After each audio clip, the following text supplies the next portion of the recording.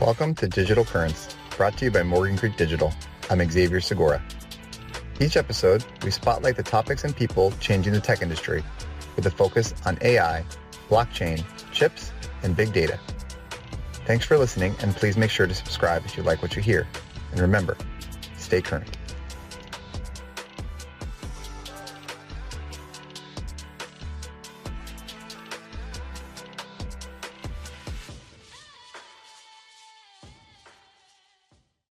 Mark, happy Friday. We've made it to the end of another week, or shall we say the start of another Digital Currents. How are you? Absolutely. Happy Friday. It is Friday the 13th. Woo! Friday the 13th. Right. Which is probably appropriate given the events of last evening with the bombings and all that bad stuff. So my sock game today is a message to world leaders over on that part of the world.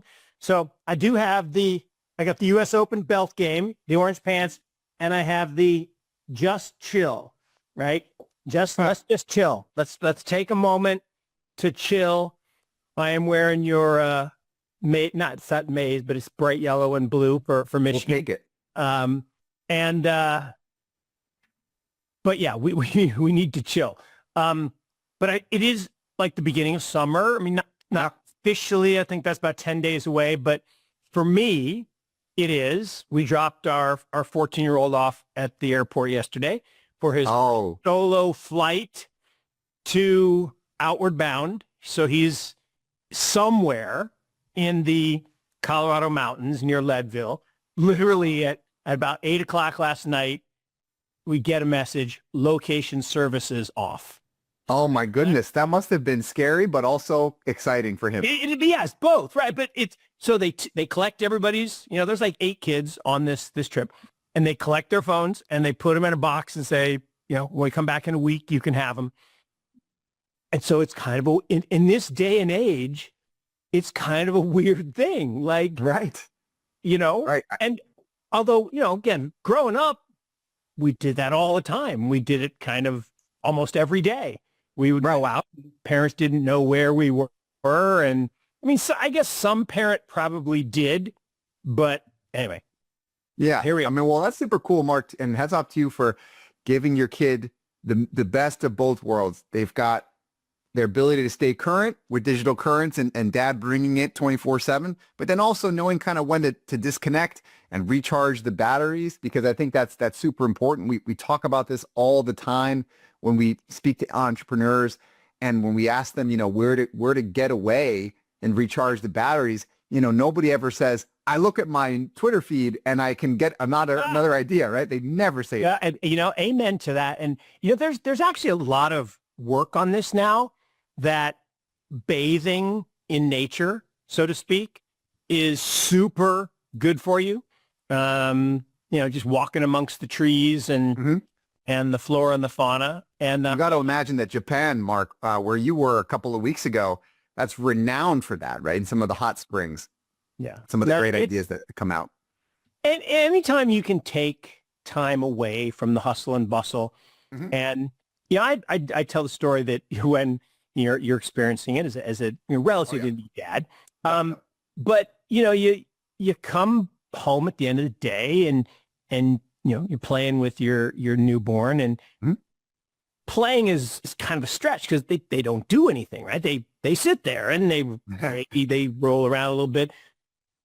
And I said that I probably had more big ideas in that kind of 3-4 month period where I was doing that most evenings than any period in the last 10, 15 years, because you get time to actually think, and it doesn't require a lot of attention to make sure they're safe and happy. And so anyway.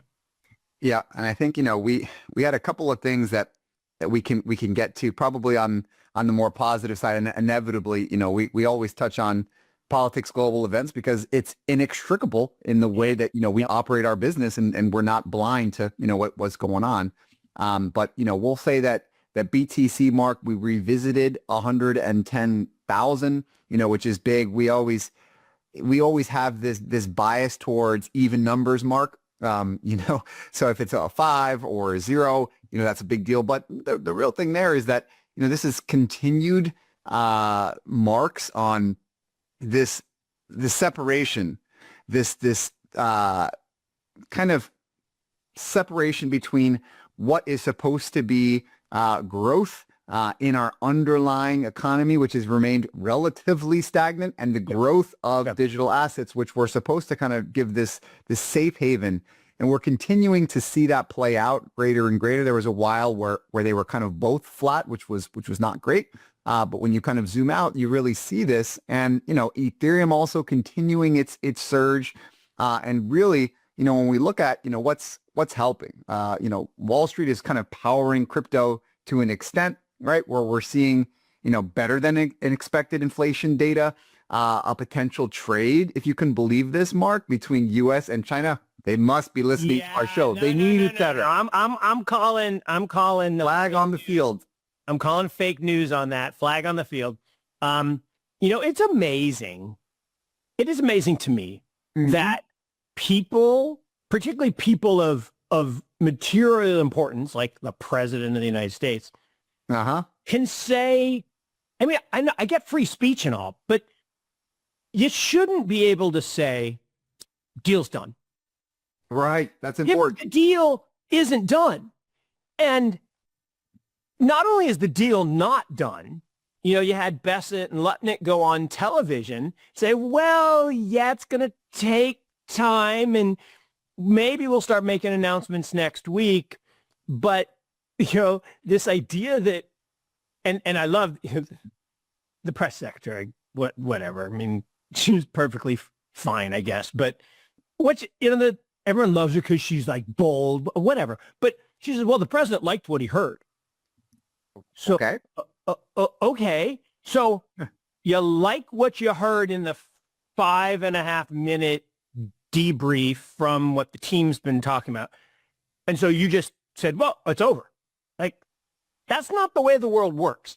So, and I don't know if that's because I don't actually believe he is doing this, but there are some that say you can speak things into being, right? Right. You say over and over again, I will be successful, I will be successful, or I will do this, or I'll do.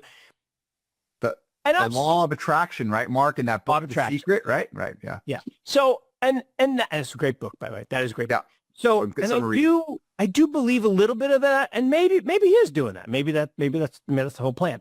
But I don't think they're going to speak into existence. The best one was, I don't think they, meaning the president, is going to speak the other president into a decision. I just don't think she's going to go along with that.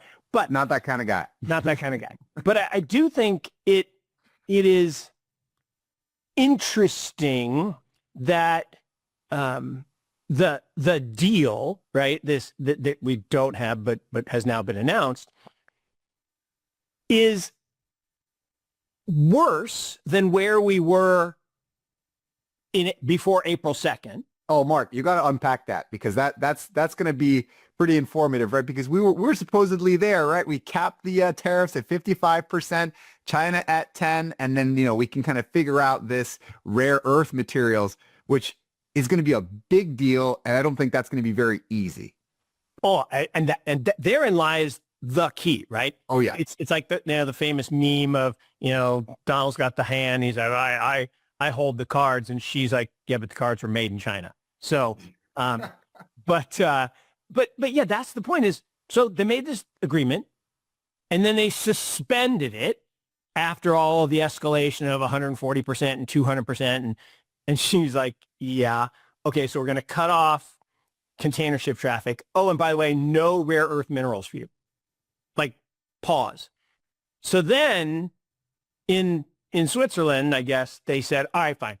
We'll put a pause of 60 days on the pause of shipments of rare earth, because without rare earth minerals, pretty much everything that you use every day can't be made. And China has 90% market share of those materials. So they do hold the aces in the hole, and yet we still think we're going to bully them. So we roll back to this 55 number. I'm like, but that's worse than where we were in February and March. And the market's like, yay! And no, that's not good. So, couple of things that are interesting. So you mentioned Bitcoin hitting 110 again. Right. Amazing. It's also done something it's never done before, and this is just the law of large numbers. We've been above 100K for 34 straight days.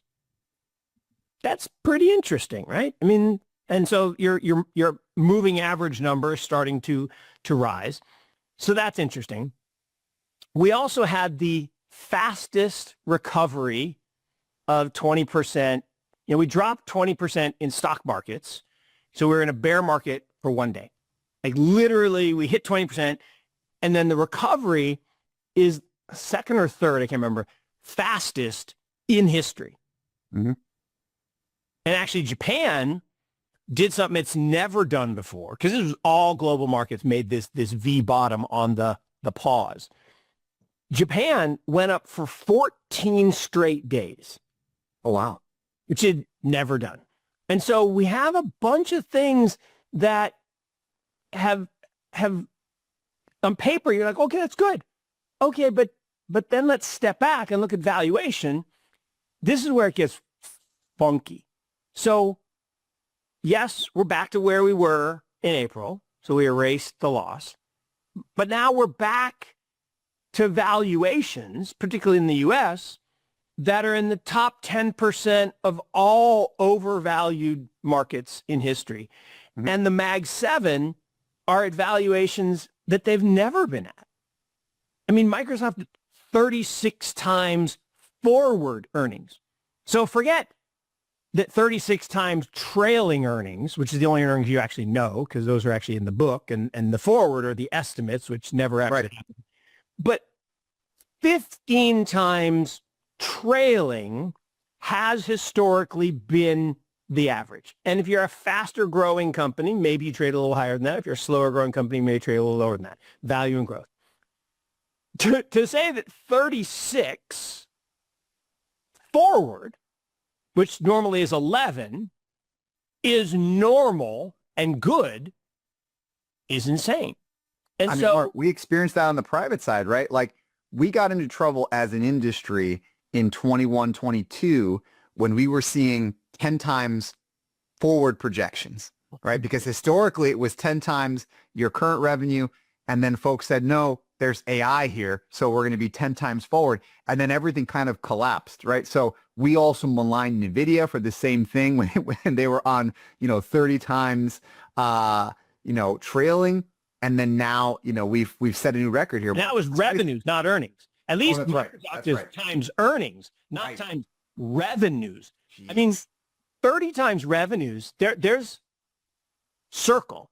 And look, Circle's a great business. Stable coins, but they're trading, it was 60. I think it actually got to 90 times revenues. Oh my God. And the best stat of all the stats this past week was when you actually look at Circle's data, which again, great company. Jeremy Allaire's built a great business. Fantastic. It's going to be one of the kind of like the Coinbase of digital payment rails. Fantastic. Stable coins are here to stay. Mm-hmm. But Tether makes more money in 4 days than Circle made last year. That's crazy. A crazy stat. So if Circle's worth 15 billion, I think was the last, I should check, the last valuation, how much is Tether worth? Right. I mean, I think it's one of those things too, where on the institutional side, you have Wall Street falling in love with stable coins, right? And that's really kind of what's driving this. We were covering a lot of the M&A into this space, where you had a bunch of acquisitions from MoonPay to Stripe and others that were really kind of driving a lot of this value. So when we kind of look at where we are now and how Wall Street's really fallen in love, there are a couple things. So basically, you've got the biggest banks, J.P. Morgan, Wells Fargo, Bank of America, and they're they're taking notice, Mark, and they're thinking about doing a joint stable coin. And that's sort of what Come on. be, either a love it or hate it kind of thing. I thought that Onyx was supposed to kind of go there. JP kind of backed off on that. But if you have this, to me, it kind of sets up as this ultimate showdown between TradFi and DeFi, whereas, the stable coin was supposed to link this. We get a lot of questions to the show and around, like, does the world need another stable coin? And increasingly, it's a local thing. That's why you need different ones. But I see that as kind of, I don't want to say fake news, but I think that's grasping at straws. No, look, it's the battle. We got the battle in the Middle East. Some would say between good and evil, whatever. I think it's evil and evil myself. But this is a battle between good and evil, right? I mean, this is decentralized, the future, versus centralized, the past. And look, I told the lament last week that I was trying to get my money, okay, out of a brokerage firm into a bank, into another investment. And it took 10 days. That's insane, right? That's insane, because when you think about it, the problem is, Mark, you're wrong. It's not your money. It was the brokerage firms, and then you converted it to the banks, and then you temporarily held it. Like I said, I didn't even hold it. I temporarily directed it to go to another brokerage firm, where now it's theirs. So it's not mine. I have an IOU that I can claim it, but at the end of the day, that system, that antiquated system, that 75-year-old technology that we use is inferior to this new set of rails and this new set of protocols. And yeah, for Bank of America and JP Morgan to say, okay, let's team up and let's fight off this invader, Circle and Tether, they're trying to steal what's ours. Well, it's not yours, right? It's your customers. Now, I know it technically is yours, and you like to keep it, and you love the $7 trillion in fees that you're skimming off. That's collectively. So I get it, but man, this is the battle between good and evil. And I hate to label institutions that made my life mostly possible. Like without banking, life kind of does suck. Yep. You can't do very much in this world. So without it, it's kind of hard. I mean, that's not true. I mean, you could hoard your money in your house. The problem is most places you've worked in your career won't pay you in cash. So it's kind of hard. And if you had all the cash in your house, most likely you'd get robbed. And I not that we should talk about influencers, but I wish I could remember the whole story, but there's some influencer that was very derogatory online about the police. Mm-hmm. Basically called them actors with badges. And look, I mean, in every profession, there's some good ones and some bad ones, but whatever. I think that's a bad statement. Generally speaking, it is a bad statement. Yeah. So his house got invaded by masked men. And who did he call? The police. So we may not I may not like banks, but right now I still have them as part of my financial. But man, do I want the companies that we and others are funding where I could have all of my assets in stablecoins, or all of my assets in Bitcoin, or all of my assets? And I'm probably not going to do as much in Ethereum and some of the others in terms of stores of value. I may use them for their functionality. I think smart contracts are a good thing. And the future is coming, but it's not here quite yet. Right. And to your point about like the good versus evil, I mean, I kind of look at this as in a similar vein as, the incumbents versus the newcomers, right? Yeah. And then the incumbents generally are the ones that are resistant to change, and the newcomers are very quick to disregard history and say that it's all bad because it's old. Well, some things are, take a can opener, right? A can opener is an invention that is not really all that innovative, but performs a function very, very cleanly. If something is canned, which will allow it to last for years upon years, it opens it without you getting cut or without ever needing a battery or anything electronic. Yes. So is that bad technology? No, some things just work. All right. And so this... Well, we all had that silly electric can opener growing up. Well, people my age did. And how many hospital trips? Because when you put that little thing and it spins around and pulls the top off, man, you are slicing it and dicing it. Yeah. So yeah, beware of that. It worked a little too well that it just kind of kept opening everything in sight, including fingers and skin. So, including fingers. But with this idea, Mark, it's not just the banks that are the incumbents anymore. It's also the tech firms, right? So they have jumped in onto the stablecoin craze. So apparently Apple is in reported talks, incorporating stablecoins into Apple Pay. Airbnb is exploring stablecoins as a way to reduce the fees on networks like Visa and MasterCard. But get this, Google already accepts stablecoin payments in the form of PayPal's stablecoin, right? And we know that PayPal was, in some ways, the app that utilized this, money over IP. We talk about the foundational protocols of the internet. Where would we be without PayPal? And kind of being comfortable sending money. And they kind of achieved this, Mark, in an interesting way. If you remember kind of the dawn of this chapter of the internet, people were very scared about scams. We talked about eBay being the online garage sale. So then there was some kind of relatively, steady adoption. It didn't really break out until PayPal did kind of a pretty ingenious thing. They issued the equivalent of FDIC for online transactions. You could be secured up to $1,000. Well, what happens if I have more than $1,000? Well, there's an acronym for that. It's called SOL. But at this point, when we think about FDIC, it's a similar thing, right? It's like 250 can save most retail types of transactions. But over that, it's really faith that there is some system in place which would dissuade bad actors. So with that... Insurance. Actually, you just nailed it. Insurance. Yeah. It's one of... I'm trying to think if there's something more important to just general purpose life than insurance. And Mark, you're so hyperbolic, right? Well, but insurance, the mechanism of insurance is what allows communities to engage in activities and allows growth. Like, think about it. If you couldn't insure your property, no one would lend you money to build it. So you'd have to save up. And so very few people would own homes because it takes a long time to save enough money to buy a home.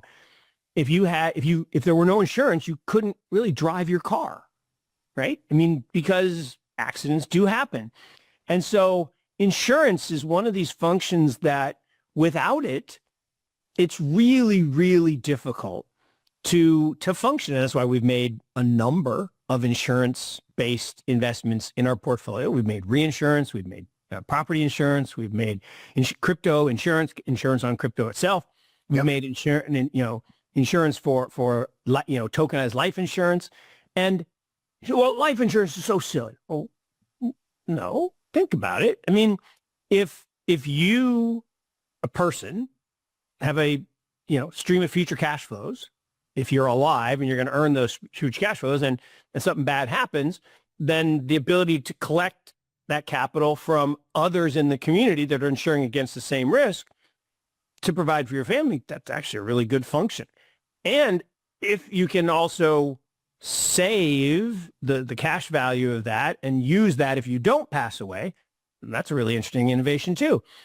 And so the whole idea of insurance being super critical, and I think your point is so insightful on PayPal saying, yeah, we got you, or Binance, right? What do you call it? The SAFU fund, and safe as, and or maybe it was just SAF, but he basically said, look, yeah, some bad stuff's going to happen. Occasionally things are getting lost or stolen, and we got you. And I'm going to take a portion of the proceeds because well, where's that money come from? It's very profitable being exchange or certain businesses. And so you can take part of that and you can insure. Gemini does it. Coinbase does it. They have a self-insurance program. And And that's absolute genius. And you think about it, banks, if there was no FDIC, the average person, most of them would say, nope, no way. No way am I putting my money at that place where if it gets stolen, it's gone, because it's the illusion of control. If I have it in my house, then I control it.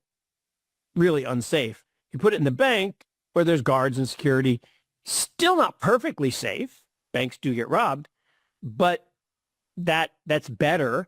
And then with the FDIC, that's better. Now, the one little nuance is the way insurance works, right, is if one bank goes under, you're fine. 2 banks, no problem. 3, okay, now we're getting, what do you mean, Mark? It's all insured. Well, it is, kinda. There's a pool of money that the banks contribute, and that pool is about 3% of total assets. So if less than 3% of the assets go down, all good. But at 3.1, no money left. Now, you could go tell the banks you got to pony up some more, maybe, but then you have this problem of systemic, kind of run. But this actually, the only reason I have any of these facts is after the global financial crisis, I love luck. We got lucky in that we got to pick up the scraps. La Jolla Savings Bank, one of the famous bank failures during the global financial crisis, went under and got taken over by the FDIC. And then they were auctioning it off. And 4 big private equity groups, Paulson and I can't remember the other 3, but a whole bunch of them we're gonna buy this. And you can only own 24.9 as a private entity. So that left 0.4 left that they needed to raise. And we're like, hey, we're in. But it was just luck because they needed the 0.4 and we happened to know one of the groups that was involved.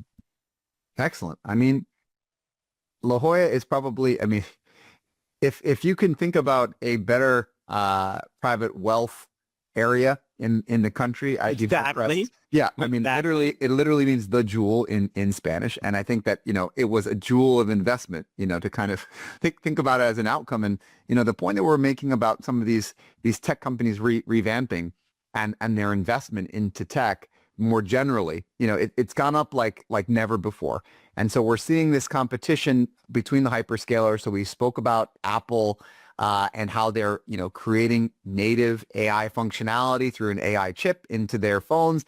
Mark, I've got some bad news. It has not done as well as expected. It was underwhelming. Shocking, underwhelming. But what do these tech companies tend to do when something does not go well? They put more money into it, hoping for a different outcome, right? So they've increased their investment, but then there is competition now from Samsung, who has picked a different horse. They have put their money behind Perplexity AI to basically do the Apple strategy. You gotta love this, Mark.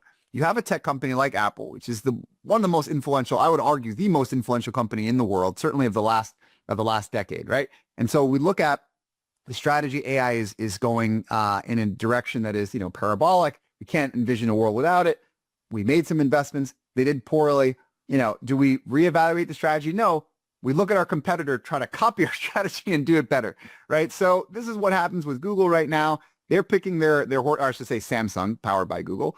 And this could, really position Samsung as a new player in AI. I love the headlines of these stories saying Samsung is a new player in AI, and they forget about their role in semiconductors because this is a very centralized type of ecosystem here, Mark. Because look, if you say you're a semiconductor company, you get X multiple. Yep. If you say you're an AI company, now you get Y multiple. Right. If you say, we're just a memory company, that's commodity. But what's so funny is, and here's some life advice for anyone listening with young kids. Absolutely. Like a 14-year-old is, they say AI is going to kill all the jobs. And so, okay, what are we going to do? Well, I'll tell you what you're going to do. You're going to become an AI engineer because Google just announced paying data scientists, AI data scientists, engineers, literally footballer kind of rock star money. So Wow. the one that was announced was 75 mil. And they said that some are going to get to 9 figures. So we're talking 100 million for 1 year. 1 year. And this is because why? Because they got deep seeked, right? So, you know, the whole Tony Stark, yeah, he made the thing in a garage with a cave with spare parts. So these companies, these big tech companies that have more money than God, literally, get deep seeked by a bunch of young engineers. So they're like, you get over here. 10 million? Okay, you're not coming. Fine, 25. $75 million. Okay, I'm coming. And then this other one, this 28-year-old kid that did Scale AI, the whole company gets bought into Google. Yeah. And there's another one, Mark. There's Meta, which I should have mentioned. Meta invested $14 billion into Scale AI. Oh, no, it was Meta, not Google. I'm sorry, Meta. Right. Meta. And then Meta. Mark, that point, right? You got Zuckerberg. I love this. He's reaching out to people on WhatsApp to try to, so at least he's using his own product, right? At least he's not using iMessage. But my point is him to come. That kid, my son's halfway there at 14. 28's not that far away. Yeah. And this kid now is a multi-billion. Now he's not a kid probably a once in a lifetime genius. You know, maybe he's Steve Jobs. I don't know. I don't know him, but clearly really, really smart. But it just says, if you can problem solve, be creative, take tools, right? I don't believe that, and again, I don't really understand exactly everything about Scale, so don't hold me to this, but I don't think he sat down there and hunt and pecked 8,400 lines of code like Tim Berners-Lee way back when in 1991. I don't think of it. I think this was more taking tools, open source stuff, combining things. Clear there's insight, clear there's innovation, clearly kids super, super smart. But I think it's something that a lot of people could manage in the sense that he didn't have to go, hoist stuff with heavy machinery. He didn't have to, this was it goes to the total non sequitur education system, right? What are we supposed to be teaching? Well, in theory, we should be teaching problem solving. We should be teaching entrepreneurship. We should be teaching innovation, not, hey, follow the rules, stay in this box, don't go outside, don't color outside the lines, don't think big thoughts, be compliant. That's the education system of the industrial age. We're now in the information age and actually the post-information age. And so this idea to ideate and to collaborate and to bring disparate inputs and create a new output is right. And Stripe is another one, right? Stripe isn't like super technical code. It's a small number of lines of code. I think it's like, I don't think I'm exaggerating. I think it's like 7 lines of code. But it was a better way of facilitating transfers in the old system with new technology. And so I don't know if you've ever used Plaid to verify, something on your... Oh, of course, yeah. And anybody who has onboarded with Coinbase can be taken through that workflow, right? It's about 2 minutes. I thought it was pretty seamless. I'm not sure what my underlying security vulnerability risk was. Thank you, the Ledger, for helping us there. I'm not competent enough technically to know, how much stuff they were stealing while they were looking at my bank account number. But so far, so good. But all of this comes back to why we're so excited every Friday when we talk about this. And by the way, happy Father's Day to everybody who's watching and celebrates this Sunday. Why that just came into my brain, I don't know. But this is the interesting thing. ABCD. Mm-hmm. And then again, I am going to torture this because I'm a biology guy, right? Yeah, A, T, C, and G. right? The four pillars of all life, right? In all DNA, it's made up of these four, and you can combine these four things in infinite numbers of ways. Same thing with ABCD is that explosion of data, like just data on top of data and metadata and data describing data and data telling you unbelievable. And the ability to harness it and capture it and organize it and store it and what blockchains do that is far superior to traditional database. Oh, blockchain is just a database. I'm like, yeah, that's like saying a bullet train is just a locomotive. I mean, yeah, the steam trains from the turn of the century and the bullet train are very different things. They're similar technology, but they're very different things. And an airplane is just a fancy kite. I mean, whatever. So that blockchain layer on top of the data layer, and then the compute layer, and the ability to process faster, we know is important, right? The brute force, right? Training models. But speed and brute force is one thing, but then there's this nuance, this AI layer, this decision-making layer, this problem-solving layer. And, this the thing about AI is going to replace all the jobs. It's going to replace some jobs, but it's still, I believe, going to create more jobs than it destroys. The same way the internet did, the same way the locomotive did, the same way air travel did, the same way, go back in time. And it's hard to sometimes imagine that because, yeah, if you're doing basic accounting, an AI agent on a blockchain is probably better. It just probably is.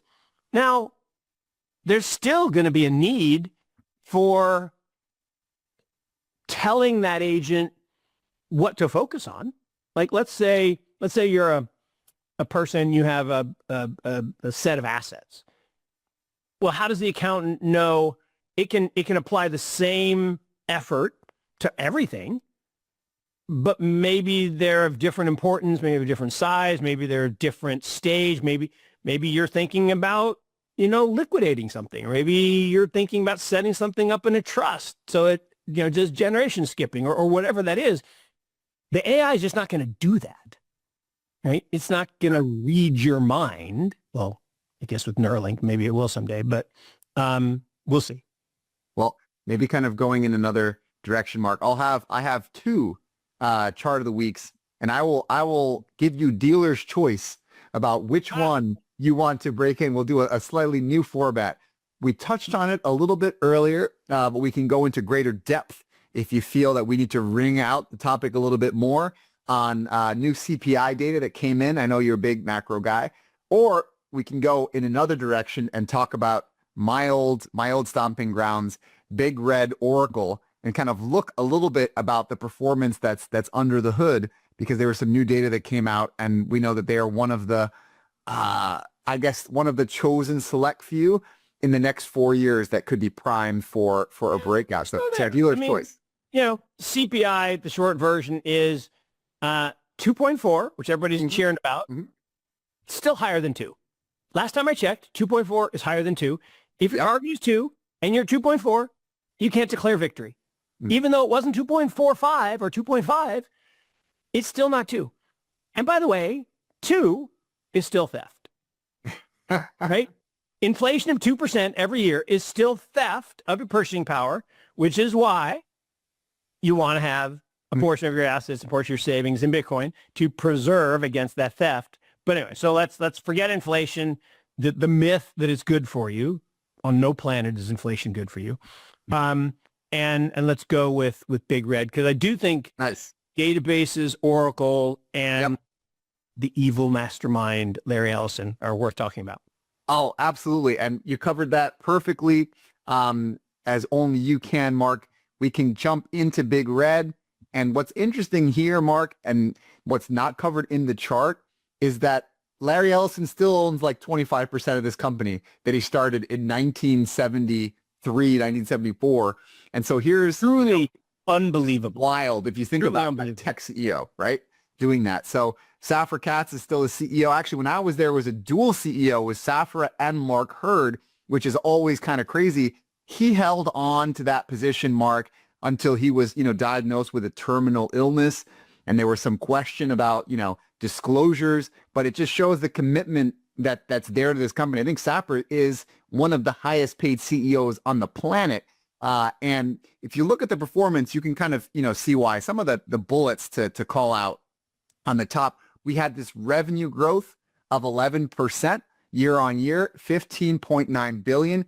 And again, Oracle's not one of those splashy tech companies that is dominating, B2C type of applications. They're more B2B. If you're in a restaurant, you have probably interface with them either to be seated as when you check in, a lot of those functions are there, or to get your food, because in the back in the kitchen, that software usually is running on their stack. And then their cloud infrastructure, Mark, that has jumped 52% to 3 billion, making Oracle its fastest growing segment, which is driving home the point today, Mark. And I love the prep that we do for this show, because it's very easy, Mark, to get stuck in our echo chamber that like Bitcoin hegemony is inevitable, stablecoin dominance is yesterday's news, but we still live in a world where cloud infrastructure has jumped 52% to become the fastest growing segment, and not just the biggest segment, right? It's not yet ubiquitous. Folks are still on I think that's such an important point that you make, right? Is if you ask the average person, they would say, cloud, that's yesterday's news. Yes. It is for many companies. Many companies, ours included, Morgan Creek, puts their data in a cloud, and we don't have the on-prem server racks. And so we have this empty closet in the office, which now we're paying rent for, but we don't use it anymore. It used to be full of machines and generate a lot of heat, and we'd have to do tape backups and all that stuff. But cloud is still not used. Most of government doesn't use it because they're worried about national security issues. No. Most of banking and financial services don't really use it because they're worried, again, about security. And so there's massive industries that are still thinking about adoption. And there's a whole bunch of early adopters on clunky old cloud technology that has to get upgraded. And now we've got the innovation around, AI and cloud and the demand for more compute and the demand for more storage, which is increasing the amount of necessary database usage in the cloud. But the one that we haven't even scratched the surface of that's coming is this idea of encrypted cloud. And, the FHE, and where we've invested now coming up on 6 companies that, are going to power the future. Because one of the challenges of the cloud, I'm living through it right now. So I just had to cut up my, MasterCard that, my wife, so I have a card, my wife has a card. We had to cut up my copy of her card because MasterCard runs on a mainframe. So all the data sitting in the cloud somewhere, and and when it's at rest, it's perfectly encrypted and safe. But when they have to work on it, it has to be decrypted, and they get attacked. And, they get attacked about 30,000 times a day-ish. And eventually some get through, and the number gets stolen. So my wife's looking at her bill the other day. And she's like, hey, were you in such and such taking an Uber? I'm like, no, I was right here next to you. And there were like 50 Uber rides. Like, oof. Why would you just like take Ubers all around? I mean, I think if you're gonna steal someone's credit card, like, go to a convenience store and buy a bunch of food or buy gasoline, but Uber rides, really? That's a new creative part of theft, Mark. And I think to your point about the cloud, it's an insightful point. And if we're kind of looking at what happens with Big Red Oracle, they're forecasting more growth here because there's still room to grow, right? So the idea that, they're growth rate can increase, 70% in 26, from 50% in 25. This is a company that is boring, picks and shovels, supporting the other hyperscalers and startups in the space. And quietly, they'll get little opportunities like maybe they can buy TikTok, right? If they kind of continue to flow along this. And if, kind of look at this, we'll have to ask the listeners as well if they like these kinds of deep dives into a particular company. We chose Oracle because it kind of meets this intersection here of the public and privates, because they're kind of this big company, almost like the one that you spoke about a couple of weeks back. That is, one of the biggest companies that people don't really know about, Akamai, that kind of helps stitch together the back end part of the internet, and people still don't really know about semiconductor companies. And we'll give Mark Metaplanet in closing a little bit of a shout out, as they have really positioned themselves in this next wave of stores of value and of kind of boring things that people don't really talk enough about, to have, the second largest treasury reserve of BTC making a big announcement. I wanted to make sure we mentioned that, because I thought that was, pretty significant news, when they're speaking about, another 5.4 billion over the next. I mean, this is a company 3 years. that 1 year ago was a $14 million hotel company that had got crushed by COVID and was basically on the verge of bankruptcy. And Simon, saw the light with Saylor and said, we could do that. And it's actually better in Japan because of some tax arbitrage and the yen and the government debt problem. So long story short, now it's a $5 billion market cap company. Wow. About to raise $5.4 billion to buy more Bitcoin. It's an extraordinary story. I mean, the leadership team is incredible. But I just want to go back to Oracle for 1 second. Yeah, let's bring it back up. Oracle chart, okay, long term.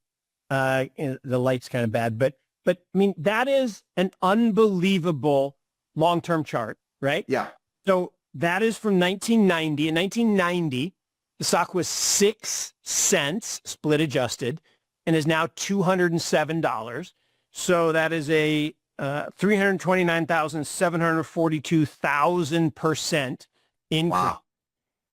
And again, who bought it in 1990 and held it today? Not very many people. Correct.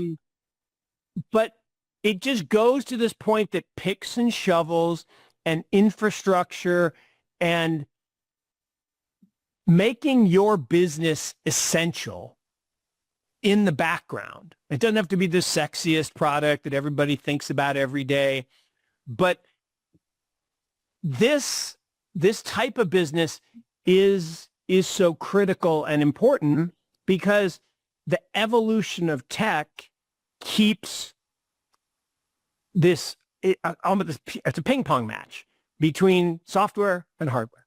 Absolutely. And the hardware comes first, and then people build software to optimize it.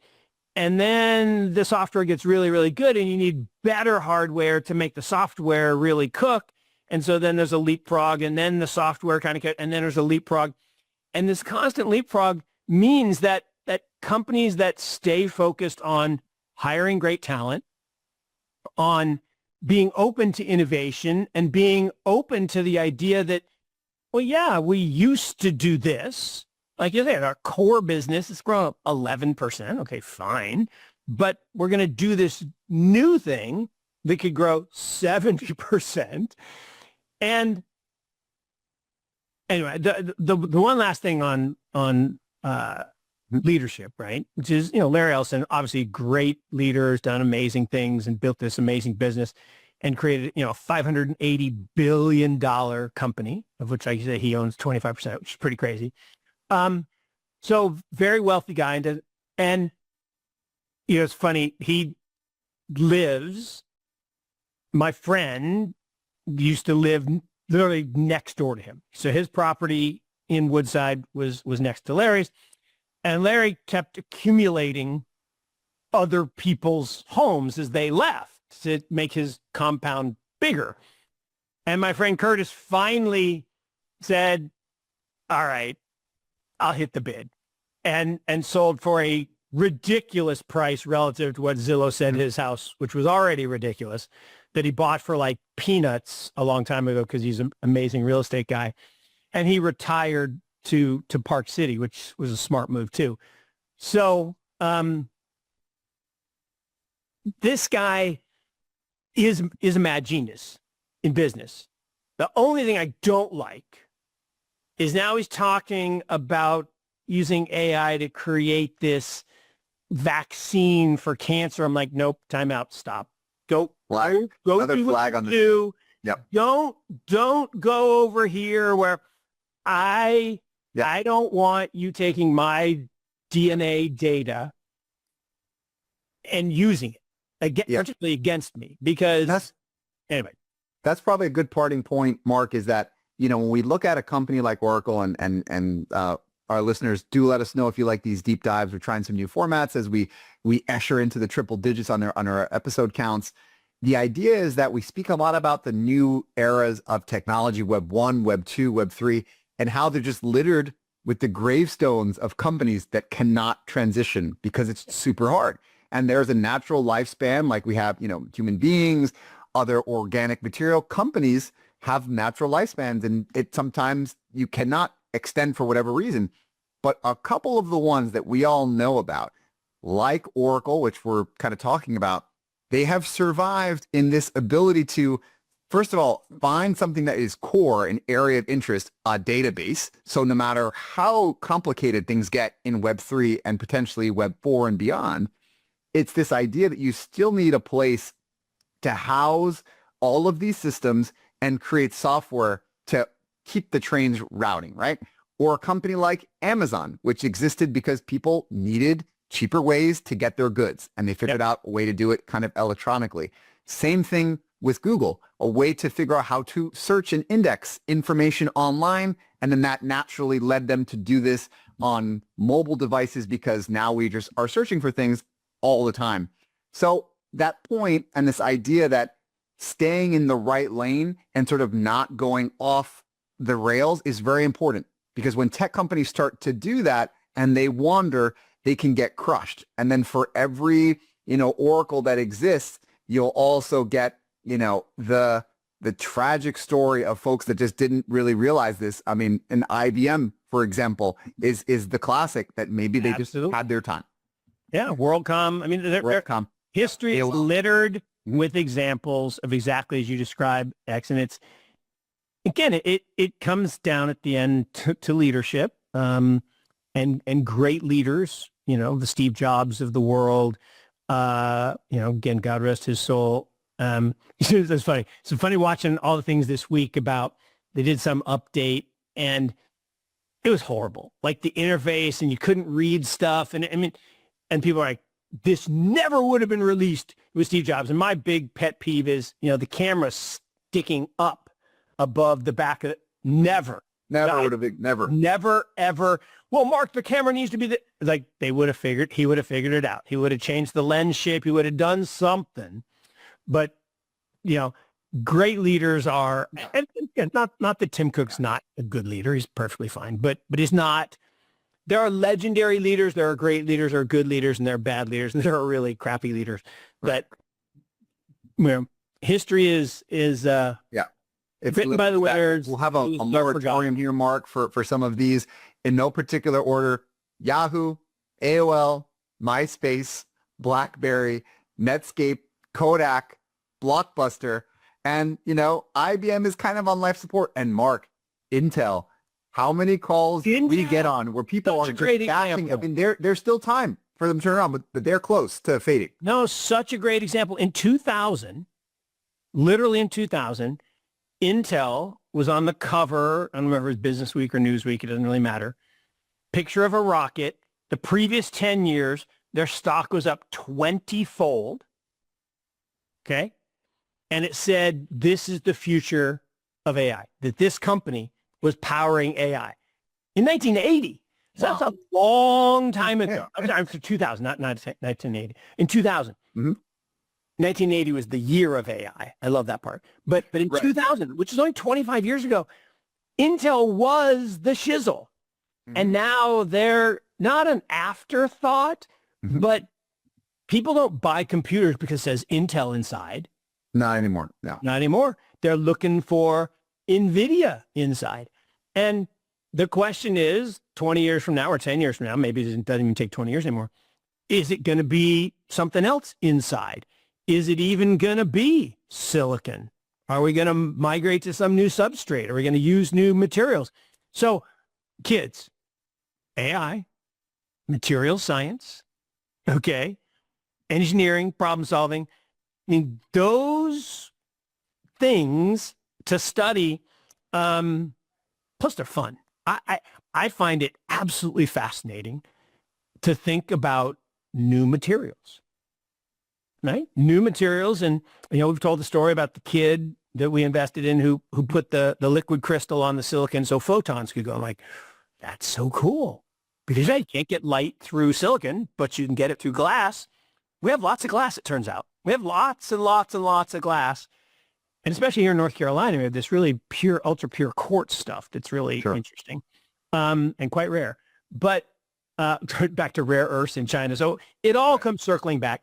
And as always, I could ramble on about all kinds of stuff. Yeah, I think we have so many threads which we'll have to explore.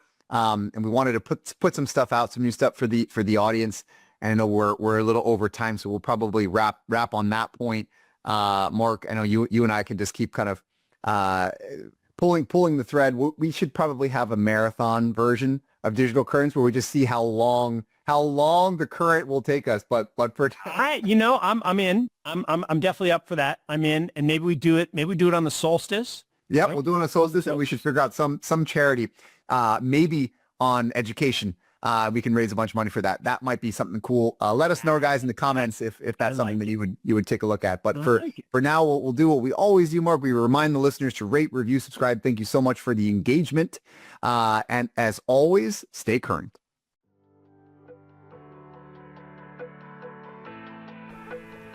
Thank you for joining us this week on Digital Currents.